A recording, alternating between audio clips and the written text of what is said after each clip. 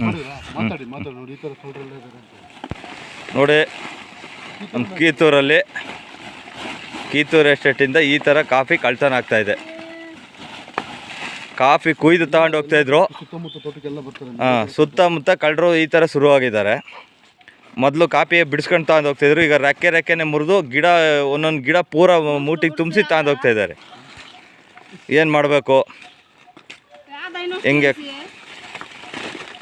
ಒಂದು ಗಿಡ ಫುಲ್ಲು ಮುರಿದು ತುಂಬಿಸಿದ್ದಾರೆ. ಏನು ಮಾಡ್ಬೇಕು ಇವ್ರಿಗೆ? ಈ ಥರ ಕಳ್ಳರಿಗೆ ಏನು ಮಾಡ್ಬೇಕು? ಯಾವ ಥರ ಬುದ್ಧಿ ಕಲಿಸ್ಬೇಕು? ಕೀತೂರು ಎಸ್ಟೇಟು ಸುತ್ತಮುತ್ತ ತೋಟದಲ್ಲಿ ಇದೇ ಥರ ಕಳ್ತನ ಆಗ್ತಾಯಿದೆ. ಇಲ್ಲಿ ಮಾತ್ರ ಅಲ್ಲ, ಏನು ಮಾಡಬೇಕು? ಈ ಥರ ನೋಡಿ, ಇಲ್ಲಿ ಒಂದು ಹೆಚ್ಚು ಕಡಿಮೆ ಒಂದು 5-6 ಗಿಡ ಫುಲ್ಲು ಕೊನೆ ಮುರಿದು ತುಂಬಿಸಿರೋದು, ಒಂದು ಮೂಟೆ ಫುಲ್ಲು. ನಮ್ಮ ಪಕ್ಕದ ತೋಟದಲ್ಲಿ ನೋಡಿ ಇದೇ ಥರ ಸಂಜೆ ಬಂದು ಕತ್ಕೊಂಡು ಕಳ್ಳರು ಮುರ್ಕೊಂಡು.